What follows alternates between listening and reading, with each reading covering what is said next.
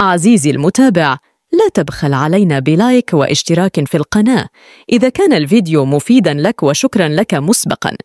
خلال فترة وجيزة لم تتعدى 5 أسابيع تم هدم ملعب المجمع الرياضي مولاي عبد الله بشكل شبه كلي، للشروع في بناء ملعب حديث وجديد كلياً ليصبح أيقونة كروية عالمية. الملعب الذي سيتسع ل65 ألف متفرج يتألف من طابقين بهندسة حديثة تضمن الراحة للجماهير، كما سيتم تجهيز الملعب بكراسي حديثة أكثر راحة وبمساحة مريحة فيما بين الصفوف، مع طابق أوسط خاص بصالات VIP وVVIP، فضلاً عن مساحات واسعة للجماهير من ذوي الاحتياجات الخاصة، وأجنحة ملكية خاصة بالضيوف وكبار الشخصيات،